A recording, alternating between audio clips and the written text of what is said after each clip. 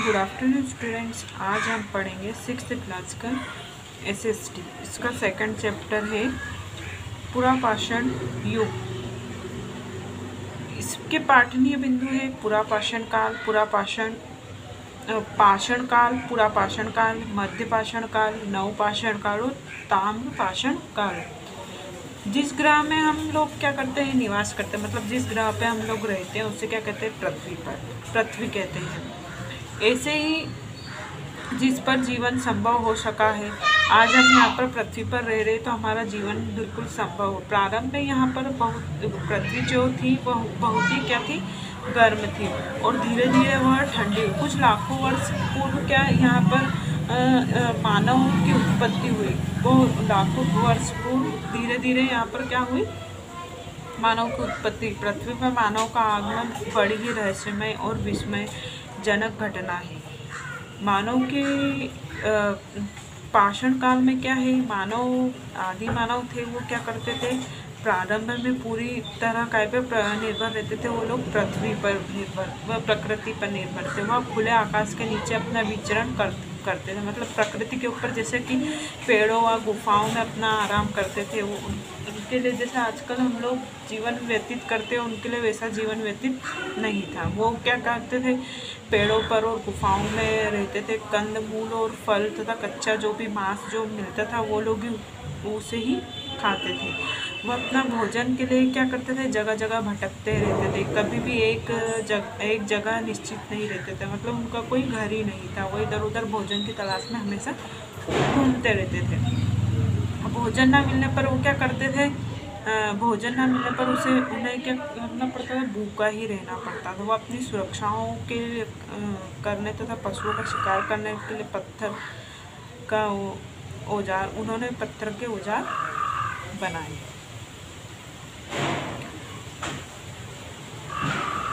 पुरापाषाण काल में क्या है, प्रारंभ में मानव क्या करता था, खेती करना नहीं जानता था। वो बिल्कुल भोजन की तलाश में एक स्थान से दूसरे स्थान पर घूमते रहते थे।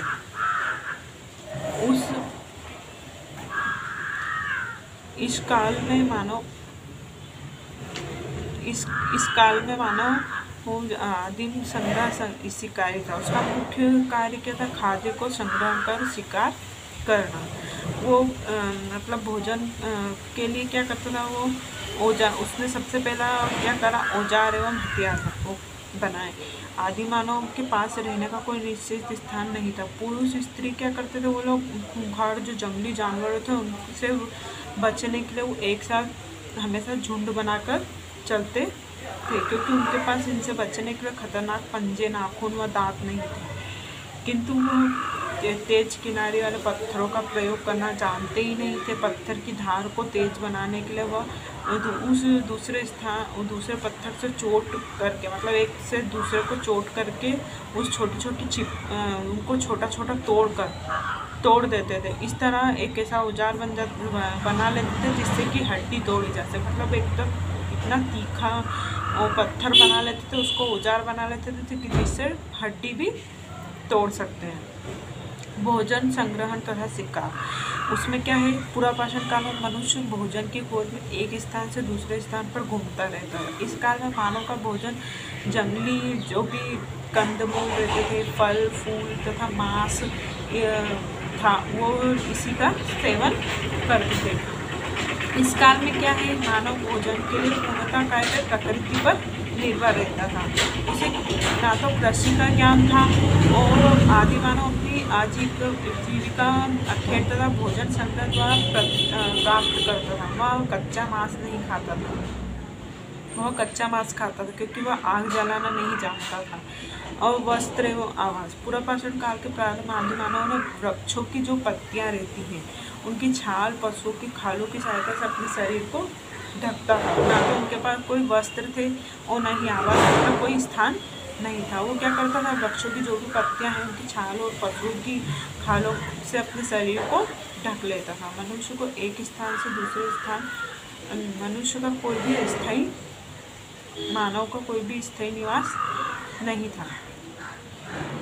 अग्नि की खोज। आदि मानव ने सबसे पहले अग्नि की खोज की। आग की खोज आदि मानव के जीवन में एक क्रांतिकारी परिवर्तन था। उन्होंने आग की खोज कर ली थी। ऐसा मतलब कि उन्होंने इस तरफ दो पत्थर को रगड़ने से उत्पन्न जो चिंगारी के रूप में हुई उसे उन्होंने इस प्रकार आग की खोज की। संभवतः वह आग का प्रयोग शीत ऋतु में स्वयं को गर्म रखने और अंधेरी गुफा में प्रवेश करने तथा मांस को भूनने तथा जंगली जानवरों से स्वयं की रक्षा करने या उन्हें डराने के लिए करता था।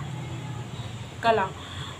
इसमें आदि मानव अपने अवकाश के क्षणों एवं अपने भावों की गुफाओं को दीवारों पर चित्रों के माध्यम से व्यक्त किया करता था, जिससे इन गुफाओं चित्रों में जंगली जानवरों के चित्र की प्रक्रिया चित्रित करता था। वो भालू, घोड़े, अन्य जानवरों के चित्र बनाया करता था। आदि मानव धार्मिक विश्वास, मतलब आदि मानव प्रकृति से डरता था। उसका विश्वास था कि प्रकृति अच्छी तथा बुरी दोनों प्रकार की आत्माएं होती हैं, इसलिए वह जादू टोना, भूत प्रेत, आत्मा पुनर्जन्म आदि धार्मिक बातों में विश्वास रखता था। वह बीमारियों तथा महामारियों को प्रकृति का प्रकोप मानता था। क्या आदि मानव क्या करता था? बीमारी और महामारियों को प्रकृति का, मतलब कि प्रकृति का प्रकोप मानता था। वो प्रकृति के डर से आत्माओं की प्रकृति की पूजा अर्चना करके उन्हें प्रसन्न करने की कोशिश करता था। मध्यपाषाण काल में क्या है कि मध्यपाषाण काल के विद्वानों के अनुसार मध्यपाषाण काल की अवधि कब हुई? 1 लाख ईस्वी पूर्व से 40,000 तक ईस्वी पूर्व तक मानी गई। इस काल में प्रयुक्त होने वाली उपकरण आकार में बहुत छोटे होते थे। आदि मानव अपने अनुभवों और खोजों के आधार पर प्रकृति करने लगा था।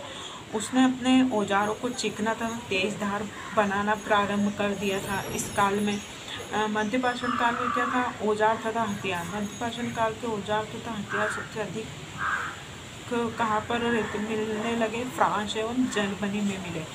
इस काल में मनुष्य ने औजारों और हथियारों को निर्माण में काफ़ी उन्नति कर ली थी। वह हाथ की कुल्हाड़ी, बर्छी, छुरा आदि बनाने में सफल हुआ। खान पान तथा पहनावा। मध्यपाषाण काल में आदि मानव का पशुओं तथा मछलियों का मांस भूनकर खाने लगा। इसके अतिरिक्त वह कंदमूल, फल, पेड़ पौधों के बीज तथा छाल भी खाने लगा। इस काल की स्त्रियां वृक्षों की छाल तथा जानवर के खाल से अपना शरीर ढकती थी और पुरुष खाल के उसके वस्त्र बनाकर पहनने लगा। परिवार का स्वरूप। मध्यपाषाण काल में मनुष्य समूह बनाकर रहने लगे, जिसकी आज्ञा का पालन समूह के सभी व्यक्ति करते थे। मृतक संस्कार। इस काल में मृतक संस्कार की 3 विधियां प्रचलित थी। इनके अनुसार मृतकों को जला दिया जाता था या उसे खुले मैदान में फेंक देते थे, या फिर किसी पशु पक्षी खुले मैदान में फेंककर वो पशु पक्षी खा जाते थे, या कुछ मनुष्य मृतक के शव को लाल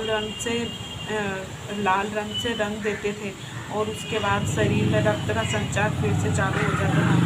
और धार्मिक विश्वास, इसमें ल्यूकस नामक विद्वान का मत है कि मध्यकाल में मानव में धार्मिक विश्वासों की नींव पड़ी थी। इस काल का मनुष्य आत्मा के अस्तित्व को स्वीकार करने लगा था, जो कभी नहीं मरती। वह पुनर्जन्म के सिद्धांत को भी मानने लगा था। कला। मध्यपाषाण काल में मानव ने चित्रकला के क्षेत्र में बहुत ही उन्नति की। गुफाओं के अंदर औजार तथा हथियारों के चित्र बहुत सुंदर बने हुए होते थे और उसमें भैंसों का चित्र, गाय के चित्र आज के जो चित्रकारों को आश्चर्यचकित कर देता है। ये चैप्टर मैं आपको यहाँ तक पढ़ा दिया है। उसके बाद जो बाकी का बचा हुआ चैप्टर है वो मैं आपको नेक्स्ट वीडियो में समझाऊंगी। Thank you.